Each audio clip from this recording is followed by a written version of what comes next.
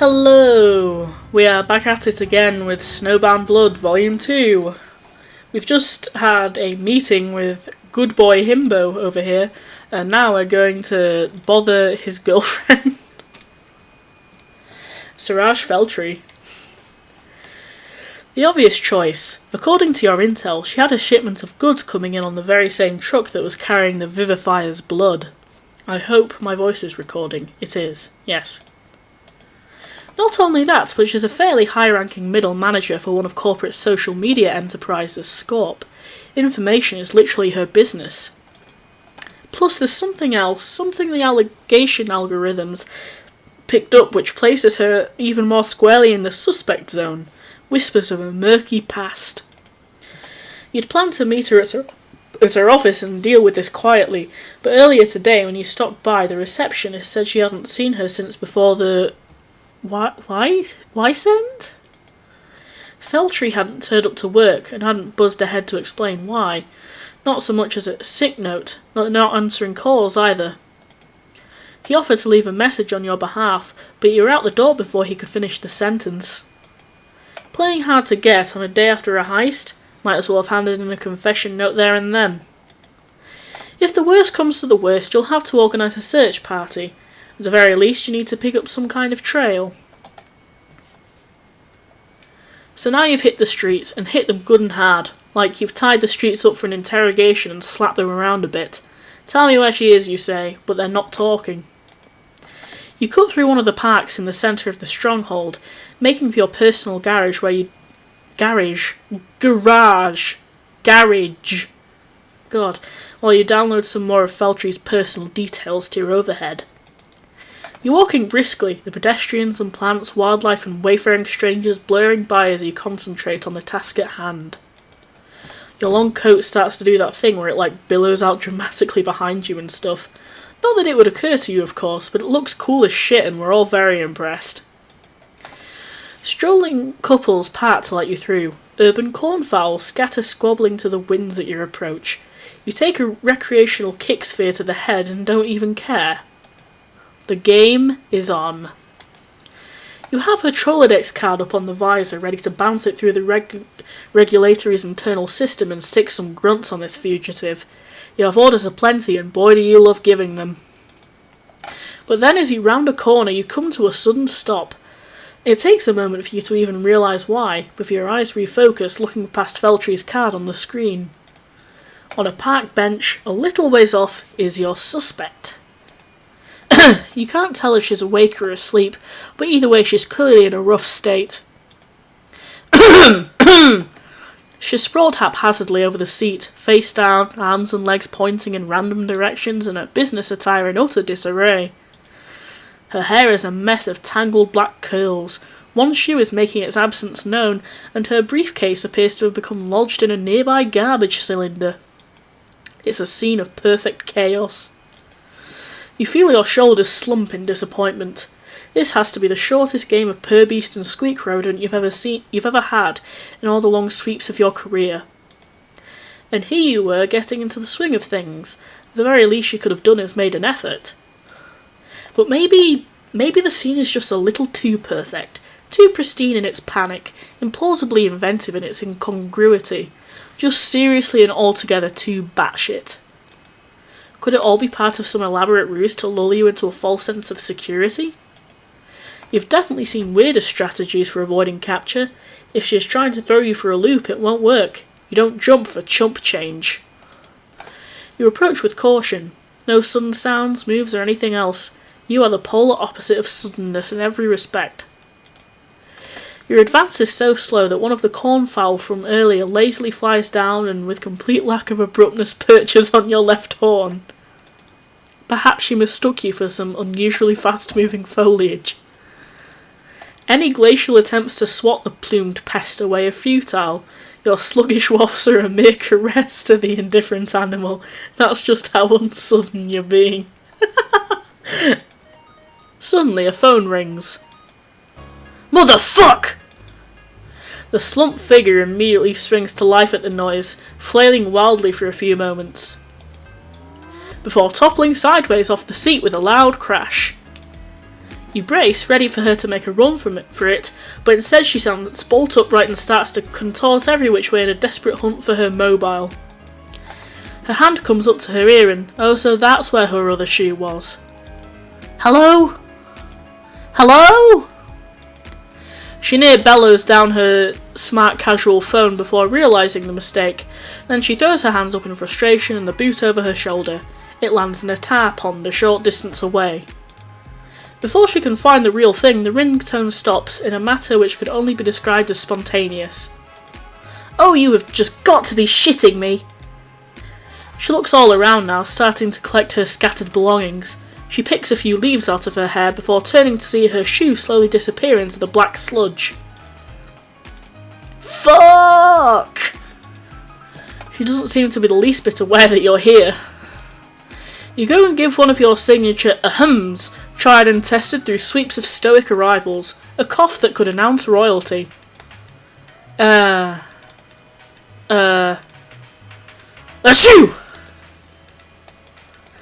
The plan blows up in your face with remarkable literality. Your allergies are having none of that shit. It must be thanks to your flighty friend, who took off in all the ruckus. It's not the first time a bird has left you. Go ahead, fly away, you feathered fuck. But just you remember, Cecily your para never forgets. Forget the foul, cut to the chase. Like you just said, you're literally incapable of forgetting anything. And you already did the chase, if you recall. It's what got you here in the first place. Speaking of recalling, if you hadn't already done so then, now would be a good time to recall some salient facts about the suspect. You know, the suspect, the woman who is the best lead you have in this case so far, the one who probably wheeled around in surprise when you honked to high heaven out of nowhere just now. Quickly, she might get away. You scour your think pad for anything else you might have on her, something that might give you an advantage. Fortunately, you don't have to dig too deep. There's another reason this girl is so high up on your hit list, besides her direct connection to the scene of the triple murder burglary. Note to self, try that one out sometime. You remember several sweeps ago that there was a notorious group of vagabonds who made their business breaking into pre-Renaissance ruins and plundering of their treasures. Mostly they were after religious artefacts, but quite a large number of gems and the like were also made off with. Practically worthless in this day and age, though there are still some who put a price on prettiness. In any case, this gang was getting to be quite a problem for corporate, since so many of their interests are also tied up in the antiquarian, but for magnanimous reasons of course. You'd been hot on their wag stump for a few wises when the trail went cold. Real cold. Like totally fucking freezing in fact. It was right in the middle of the northern wastes when you lost them. From what you managed to piece together afterwards, something happened to the group that caused them to disband. You never find out why, but whatever the reason, the robberies stopped, and that was good enough. Suraj ended up on the corporate payroll a short time afterwards, along with her mate Sprit, just some blue guy who you may or may not have talked to already. Anyway, that's quite enough tomfoolery for one investigation. You ready to get this thing back on track without any more shenanigans? From here on out, it's only business. You're quite certain that nothing else outlandish and stupid will happen. In fact, you'd put money on it. That's just how serious you're being. After moments, no minutes of searching, the girl you've been hunting down is finally within sight. You're about to blow this case wide open. You can feel it. You make your way over.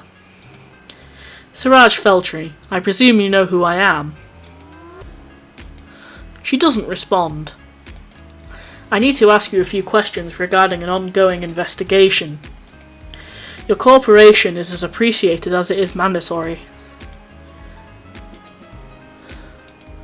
Still nothing.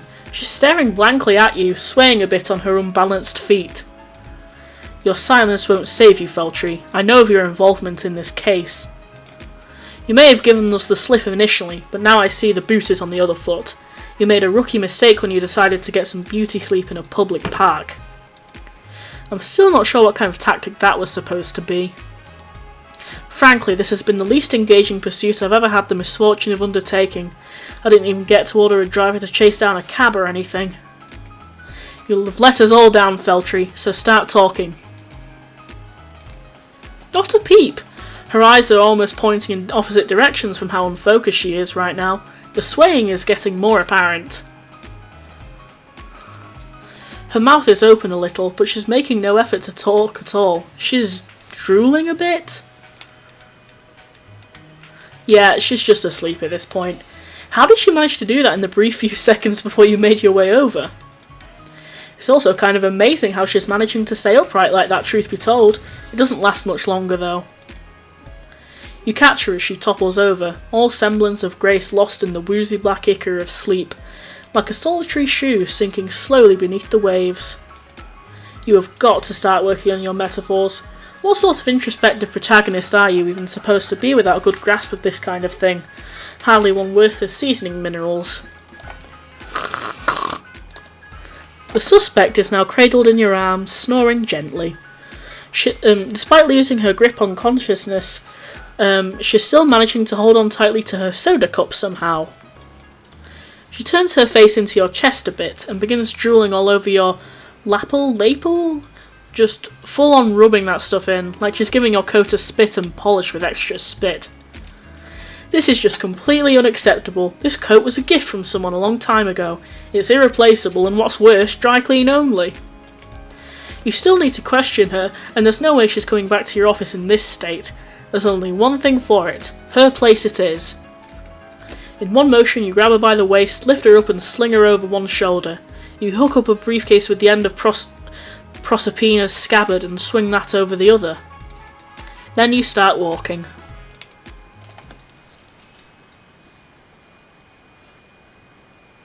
The receptionist wasn't at all surprised to see you lug his superior in through the front entrance. He just handed you a spare key and waved you upstairs, almost bored. That was about half an hour ago now. Since then you've been waiting in her office for her to wake up. You took the chance to get a good look at the place while she dozed. There's a lot of stuff here. A good amount of it is standard corporate office fare, but there's still lots of personality about the room. She's got an old pre-Renaissance style television in here, along with an enormous stack of old movies. Most of the films are thrillers, with a good deal of horror splattered here and there. A pile of notes balanced precariously on top as a list of star ratings and some scribbled bits of analysis. There's also a remarkable amount of gems scattered about, along with several of those little eyeglasses people use to look at them. You have a feeling there's a pun to be made there somehow. Looping back around to look at the other side, you notice a few scale replicas of ancient Repetonian architecture. Nobody really knows what the original buildings were intended for. Each one is meticulously painted and constituted of hundreds of small pieces. No doubt about it, these pyramid schema are surely works of dedication and care. Ugh. Ow.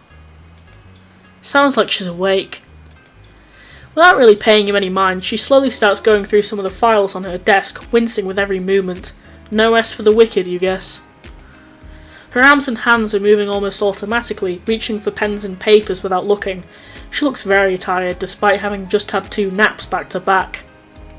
She sighs and looks over at you. Can I help you, Regulator Yapara? Or are you and my second best chair just getting to know each other? Oh, so it looks like she did notice you here after all. That's weird. Despite the greeting, she keeps her nose buried in what she's doing.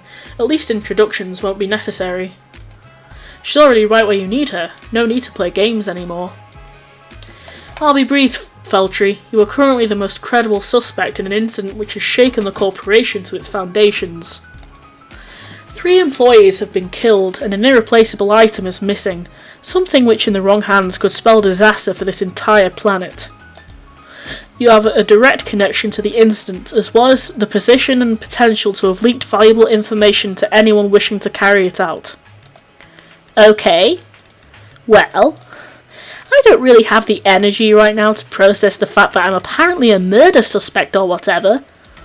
Or to make a big stink about denying it, which would only make my head hurt worse. So let's just assume I already did that in like a really passionate and overblown but still decidedly innocent fashion and carry on like 2 people who know how to be professional. regarding the incident. Ow! I already heard about it. Don't know anything specific, of course, since they don't really spill that stuff this far down the chain of command. I know enough to be sure that it has nothing to do with me, at least. But if you're certain you need to talk to me about it anyway, then we might as well get it over with.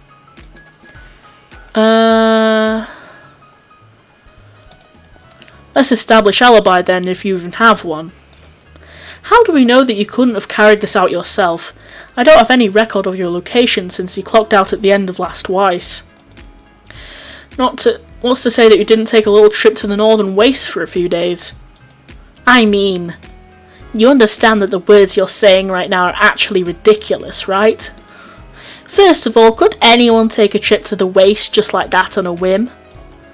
It didn't stop you, you think to yourself, but then again, if you really suspected her of doing the same, it would require you to think of her as competent as you. You don't know that you'd go that far. I mean, yeah, sure, it would be one thing if you had an organised group or something, but that place is dangerous. Ow! You wouldn't catch me there again in a million sweeps. Anyway, about the Weiss end. I was just spending some quality time with a friend. An old bibbing buddy from way back. This lady's barely in her teens sweeps-wise, right? Is there even enough of her life for any of it to constitute a way back when? Or for that matter, for any of her imbibing friends to be considered old? Just wait until she hits her 20s, then she'll understand. We were just two good pals hanging out watching dumb cartoons. Ingesting liquids of varying toxicities. You know, nothing fancy. I remember it must have been the same time as it all went down because I got a call through the freight tracking people saying my delivery has been postponed indefinitely. And then right after that I had the hex breathing down my neck about a data leak through Scorp or some BS like that. Worst Weiss end in sweeps. Your regulatory senses twinge for a moment. Some of the younger corporate employees have some interesting vernacular for their superiors. The hex refers to a certain Jade Blood auxiliatrix. It's supposed to be a pun on her name, and something else which you don't understand. You haven't managed to find out what they call you when your back is turned, though. You mentioned a friend. I presume you're confident that they could reasonably corroborate your story. Yeah. He's the technical for the corporation too, so you'll probably be hitting him up later anyway. Although, don't actually hit him or I'll kill you. Your sword hand twitches. Did she seriously just threaten her chief regulator during an interrogation? Breathtaking insubordination. The temerity of this fucker knows no bounds. But her gaze softens and she flashes you a tired smile. Just kidding. Missing this morning. You've got some explaining to do, Feltry. I'm sure you can appreciate that. Absent from the office on such a crucial day as this, a day still stained in corporate blood, slowly defrosting though it may be. If you weren't already directly connected to the scene of the incident, I doubt your credibility could come under any harsher scrutiny. What in Caparia's name were you doing? Sleeping during corporate hours? There could be no worse transgression, if you weren't a triple burglary suspect, that is. Incidentally, I am trying out that word as part of the corporation's new efficiency drive. Already the contraction has saved a non-zero amount of my time today. Was it enough to offset the time you just wasted explaining it to me? Or worth the headache it caused? Didn't think so. Look, I just got a bit lost on the way to work today is all. Maybe I just overdid it a little bit over the Weiss end. Let things get to me a bit too much and ended up doing something stupid. Again. Fuck, I have so much work to do. And enough fires of my own to stamp out to be dealing with you bigwigs. She takes a big swig of the boiled soda on her desk as she says this. At least you presume it's soda, a fact which comes easily enough from the evidence at hand, namely that it's in a soda cup. You know, one of those things with the removable plastic lids and the little sleeves they put around them to stop the hot liquid from scalding you or whatever. Time was, getting second-degree burns from your pre-work pop was considered best practice for a corporate hand. None of this soft-skinned avoidance of bodily harm and blisters. How things have changed. Shipment. I wouldn't be so sure you have nothing to do with this incident, Feltree. You were expecting a shipment, one that was due to arrive on the same convoy that ended up in the northern waste with 3 personnel dead. One which had been specifically rescheduled in order to avoid detection by parties with ulterior motives. That's about as direct a connection as it gets. Wait, you think I knew about the convoy? Listen, all I did was order some new sparkly shit on the internet and pay for the shipping. An order which, incidentally, had no inkling of arriving anytime soon. I don't have access to any of that kind of information, and even if I did, I had absolutely not a fucking clue about whatever important stuff you higher-ups were smuggling around on it. You telling me that is the first I've heard of it? So good job keeping that a secret, Chief Regulator. She says that like an insult. You suppose for certain kinds of people it might as well be one. And while we're at it, if this thing is really so hells of dangerous, then what in all mother's name were you people thinking transporting it through a corporate convoy? Those things are all kinds of unreliable. Just about the worst way you could think of to try and sneak something valuable around. Anyway, that's just my opinion. While you've been talking, she's continued diligently working through the amount of paperwork strewn about, like she's used to long hours of blitzing through this stuff, mindless of any distractions. All the while, she's been taking sips from the soda cup that somehow made it through all of the mayhem earlier intact and unspilled. This woman knows how to hold on to a drink, that's for sure. This interrogation is not nearly as insightful as you were hoping. Certainly not for someone the allegation algorithms had down as a dead cert. You never did like having a computer tell you what to think. She's definitely hiding something, that much is clear. If this were a different kind of sleuthing game, perhaps there would be a potent visual metaphor here that you could grapple with. Like maybe some giant chains and padlocks, or something else to symbolise the fact that yes, this is a character with secrets to keep. That would have been nice. But no, you've just got your suspicions as usual. Well, that's not quite right. You have something else on her after all. Maybe it's about time you used it. Rogue recollections. Alright, Feltree, I'll play fair as I always do. There's another reason I'm sitting here talking to you today. Another implication that places you close to the heart of this incident. God. Another blight on your business credentials. And something tells me that it's the reason why you're more familiar with the waste than you might care to admit, let alone the corporate logistic detail. The movement of her pen slows just a bit. Through weary eyes she's paying you more attention now than ever before, while still affecting an air of disinterest, trying to hide in plain sight. A few sweeps ago I was tasked with breaking up a ring of artifact smugglers, people who couldn't let the past lie, so to speak. They were giving our historians quite the headache, I'm sure you can sympathise. There was no telling whether an archaeological site would still be intact from one weist to the next. Many and varied were the particulars of their pilfering. Historical artworks, ancient technology, gems. She stopped writing completely now. You've made your move, now time to press the advantage. It pains me to admit, but that was one case I never managed to take to the end game. Fortunately, the result was still the same. The group disbanded and hasn't made an appearance since. Fortunately for them, I mean. It was around the same time that you joined us here at the corporation, if I recall correctly. You always recall correctly. Now, Siraj Feltree, the game is up. Start talking. She's burning holes into the floor with her gaze. Oh no, wait, those might actually be real scorch marks down there from some kind of chemical spill. Your mistake. Feltree, maybe I haven't made your position here clear.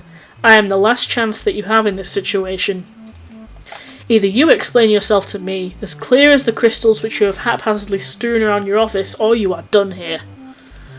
Done in this company, and done in this stronghold. What I've seen here today would be enough to have you thrown out for contempt of corporate alone. Talk now. You don't like to raise your voice. Usually you settle for just your sword. Suraj curls inwards a bit at the sound defensively, avoiding your eyes. She looks pretty shaken at this point.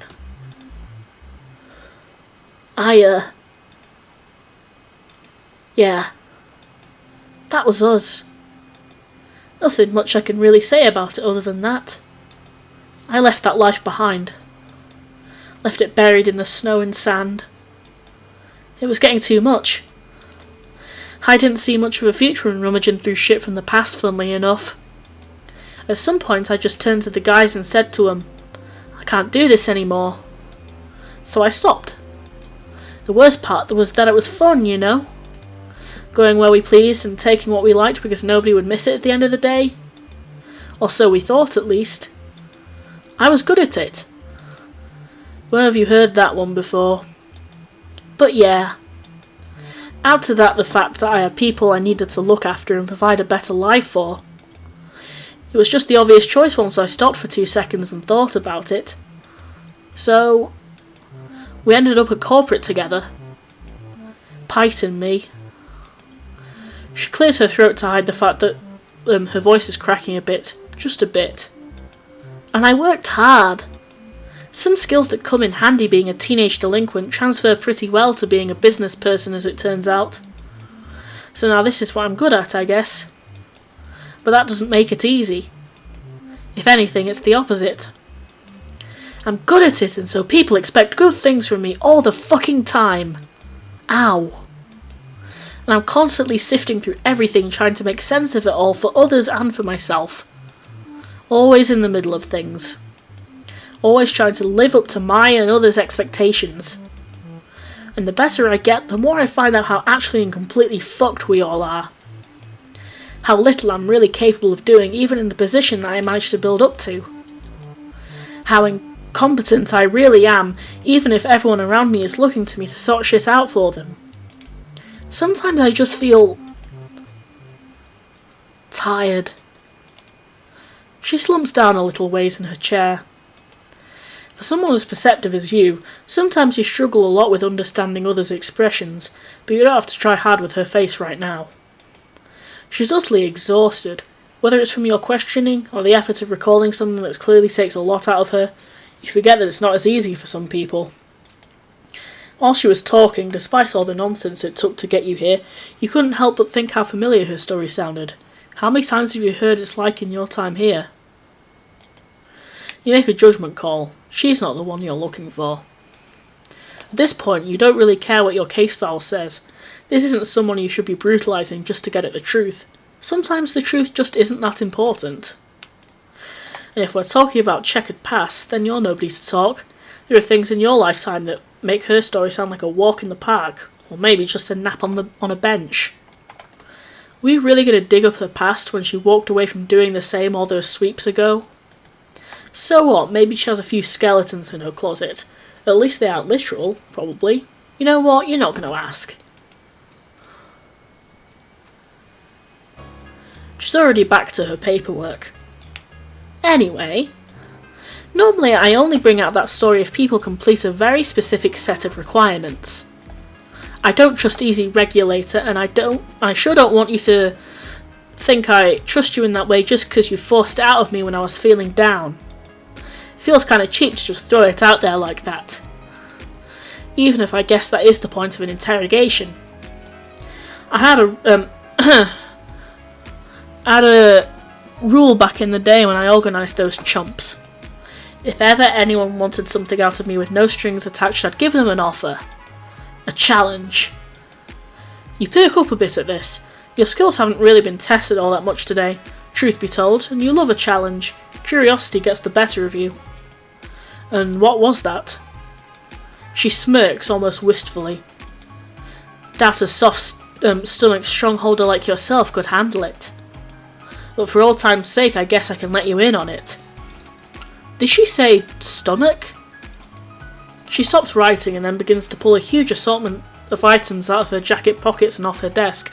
Snacks, sweets, some ticket stubs, stationery.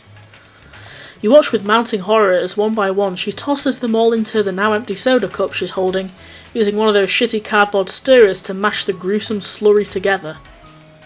This goes on for a full minute at least. At one point she retrieves a near full bottle of black ink from all mother knows where and pours the whole thing in. The stinging scent that hits your nostrils tells you that it wasn't just ink in that bottle either. Maybe you're getting too old for this. Whatever happened to drowning your office woes in honest-to-goodness liquor like a troll with normal, healthy work-life dysfunctions? She finishes mixing her cursed cocktail and slams it down on the desk. The quasi-gelatinous ooze wobbles dangerously inside the cup, threatening to spill over onto the desk and probably melt right through. But not through the plastic cup though. They recently started making them out of recycled zip ties, the most durable stuff in the known universe. Okay, here's how it worked. Anyone in our group could ask me a question, no matter how out there, and I'd give them a straight answer. All they had to do in return was put their money where their mouth is. Or I guess their mouth where their mouth is, actually. They had to drink one of my special brews. This is just insanity. Why would anyone degrade themselves to that extent just to get some paltry bits of information? You'd have some pretty stern words to say to any such individuals, that's for sure. They must have all been out of their own damn think pans. Or maybe just very dedicated. Perhaps this is more a test of respect than anything. A way for both parties to demonstrate that they take each other seriously. Siraj leans forward for a bit, rummaging behind her desk for something. She pulls out a bottle of bright blue liquid that looks suspiciously like cleaning fluid, along with a glass. You catch a glimpse of the label on the container. Cyanide, the hard surface surfactant of choice. Anyway, you can take it or leave it, Chief. She measures out a tumbler full of the fluorescent blue stuff and lounges back in her chair. I honestly don't care at this point. You look down at the cup in front of you. You could just walk out of here right now. Your job is done. You don't really know why you've hung around here this long already. You don't have to go through with this. But then again, what could one more bit of ridiculousness hurt after the nonsense you've got through today? Maybe a little recreational awfulness could do you some good. It's not like it hasn't worked before. You gaze into the murky depths of the malodorous monstrosity. It seems to gaze back.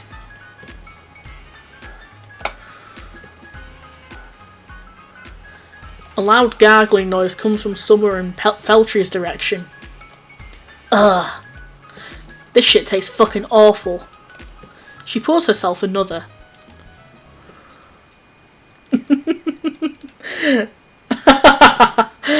Oh. Well, that was volume 2 of Snowbound Blood. Oh, is that there's a little picture of Ripite and Siraj up there now. Does more things like appear on your desk like with every stuff you do? That's so cool if that is true. But yeah, that was volume 2 of Snowbound Blood, so that was pretty good. See you later, I guess.